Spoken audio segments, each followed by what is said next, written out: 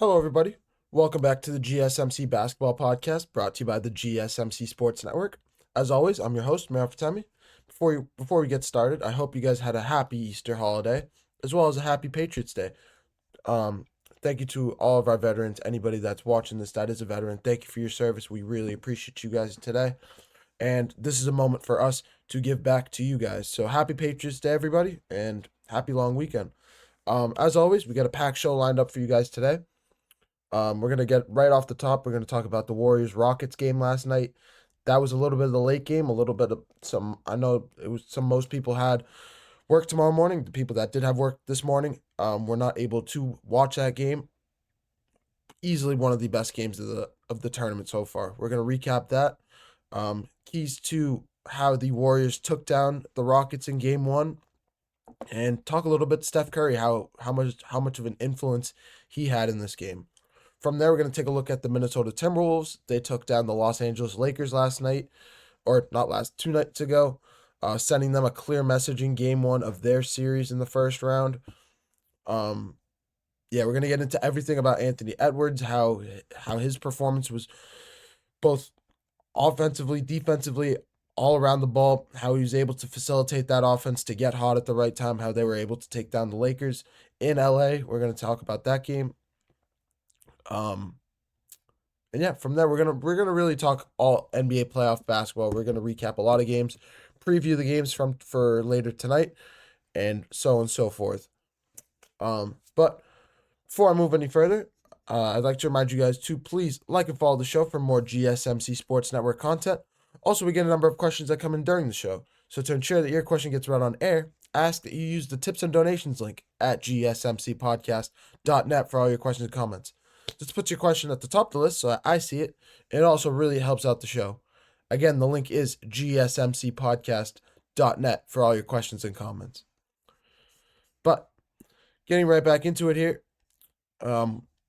Straight off the top, we're going to talk about the Warriors and Rockets matchup last night. The Warriors taking down the Rockets in probably easily my favorite game of the tournament so far, taking them down 95-85. Really, before I get started, this game was an absolute defensive masterclass on both sides of the ball for both teams. The Warriors, it was a 21-18 score at the end of the first quarter. Overall, this game was just all Warriors. Steph Curry finishing with 31 points, Jimmy Butler with 25. Alperen Sengun on the other side finishing with 26 points and 9 rebounds. He was an absolute dominant force for the Rockets on both sides of the ball. But yeah, like I mentioned, this game was an absolute defensive battle. I apologize, my nose is running at the moment. But yeah, the Warriors really dominate, blooming their lead to 20 points at one point going into halftime. It was all Warriors in this game to start. It just felt like the Houston offense could never get going. The spark for the Warriors that came in this game was Steph Curry. Like I mentioned, he finished with 31 points, going 5 of 7 from 3-point, 5 of 9 from 3-point range. He made crucial shots down the stretch. If you haven't seen it, I wish I could put on the clips here as a little bit of a video clip. But Steph Curry was everywhere yesterday, hitting insane shots, hitting insane threes. The Rockets doing everything they can to give their offense chances, give their offense time to find a rhythm. But it just felt like Steph Curry, especially when the Warriors couldn't get anything going, Steph Curry was the guy for when he got his shot to fall, and that there's really nothing else to say. It was just the Steph Curry show at one point, especially in the third quarter when that lead started to bloom to 20 points, especially when the Rockets came back and forced it into a 3-point game. Who was the person to hit a timely shot to bloom the lead back to 6 to slow the Rockets' momentum? It was Steph Curry. It was all on Steph Curry and his shots, his shot making, and his ability to create his own shot, to get his own basket, to get his own not only shot, to get a bucket when the team really needs it, is just continues to prove his worth and value to this team, to this offense, and beyond. But as much credit as I want to give Steph Curry in this Warriors offense, I would be remiss if I did not mention the Rockets offense. Outside of Alperen Sengun, who was a dominant force in the interior, having his way with this Warriors interior defense with Draymond Green or Kevon Looney or whoever they decided to match up, or if the Warriors decided to go small ball, it was all Sengun was having a field day on the paint. Having 5 rebounds in the first 6 minutes of this game. He was a rebounding machine, even though he finished with 9 rebounds in this one. Finishing with 26 points, just overall being a dominant force on the interior. But I would be remiss if I did not talk about the offensive stalemate these two teams if you want to call it, the anemic offensive performance that the Rockets put on. Fred VanVleet shot 4 for 19 in this game. Shot 2 for 13 from 3-point range. An NBA champion, a guy that is supposed to be the leader of this offense, that should be a shooter. We remember him from his days in Toronto when he was a shooter for that team, working with Kyle Lowry at the time. But yeah, Fred VanVleet. From there, Jalen Green, 3 for 15, 0 for 4 from 3-point range, 1 for 2 from the free throw line. Like, come on. You can't expect your team to win, especially in the playoffs. This is the one reason I kept saying that in the playoffs, you need a legitimate scorer. You need a guy that you can depend on, that you don't have to worry, that you can just say, go take the ball, go get me a basket.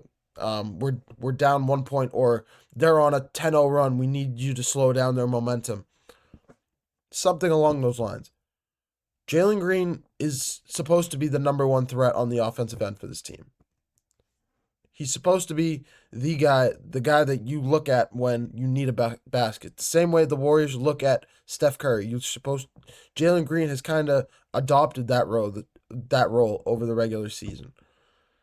And if the Rockets are to win this series, or to be competitive in this series, to make it interesting, to make it a longer series, Jalen Green's gonna have to perform better than what he did last night. Fred VanVleet, when you're shooting 4 of 19, why are you continuing to I understand you're a shooter. And shooters shoot the basketball until they get hot, until they find their rhythm. I just don't like this. This is the problem with the Rockets. Like, I want to put the blame on somebody. I wish there was a way to put the blame on somebody, but at the end of the day, I've said this before on the show. The biggest piece that the Rockets are missing is not a defensive talent. Their defense is exquisite with Jabari Smith, with Sengun, with Jalen Green, Amen Thompson, who's been a stud on the defensive end of the ball. It is not another two-way player. If they can get an offensive, reliable scorer on this team, that is why I think they were interested in the Kevin Durant sweepstakes this summer. But it's looking like every day that goes by, it's looking like the Rockets are becoming less and less interested with Kevin Durant in the offseason. Whether that has something to do with a John Morant possibly becoming available, or somebody else possibly, they're turning their eyes somewhere else. But at the end of the day, the Rockets need somebody in Houston to give some of their guys a little bit of a rest. When you have Alperen Sengun finishing with 26 points, and your second leading scorer is a two-way tie between Dillon Brooks and Jabari Smith with 11 points each, I don't know what else. I don't know what you want this Rockets offense to do. I don't know where you expect your offense to be generated from. You need to score points to win games. As much as defense wins championships, you still need to score points to win games, or else you're going to lose. Especially in the NBA, you're not going to be shut down offense all. It's not going to be a shutdown defense all game long. It's not like you're going to hold a team to 50 points in a game. This was an unbelievable performance from this Warriors defense, and major credit to them. holding this Rockets offense to 85 total points. But I also think, as much as it was Warriors defense, I think it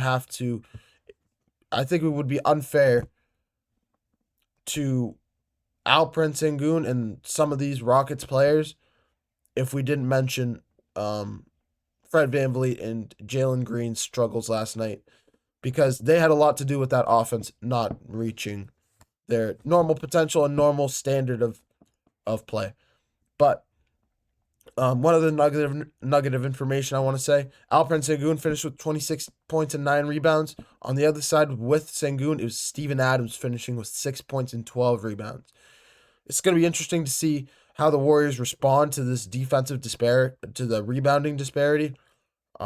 Just between two guys finishing with 21 rebounds in total between two guys is unbelievable. So the Warriors really have their hands full with these two guys, because that kind of performance just can't happen again. If you're the Golden State Warriors, you cannot allow your opposing team to have 21 rebounds between two guys. And I didn't mention Amen Thompson having 9 rebounds, Jalen Green with 8 rebounds, Jabari Smith with 6 rebounds. Like, it's just a rebounding disparity across the board. They're dominating the glass, and as much as the Warriors offense is able to carry, the Warriors defense is able to shut down the Houston offense. The Houston offense struggling to get started, to get a spark to get their offense going. The Golden State offense getting timely shots to continue to grow their lead. As much as all of that matters, do not get me wrong. But rebounding is so crucial in the NBA playoffs, because extra rebounds mean extra opportunities for shots, extra opportunities to get to the free throw line, which also completely shifts momentum as the game grows on. But yeah, that's my spiel about this series so far. That was game 1 last night, the latest game at 9:30 last night. And easily one of the better playoff series to come. We cannot wait for game 2 of this series on Tuesday, actually. I believe it's on Tuesday. Regardless, I'm going to take a short break. When we come back, we're going to take a look at the Los Angeles Lakers and Minnesota Timberwolves. A series that we've had our eyes on since this playoff bracket has been announced. Obviously, LeBron James, Luka Doncic squaring off against Anthony Edwards and Julius Randle. A name that we weren't really expecting to become a name so early in the season, or so early in the playoffs. Naz Reid having a spectacular game last night, or on Saturday night. We're going to get into everything about that series and discuss more playoff basketball when we come back.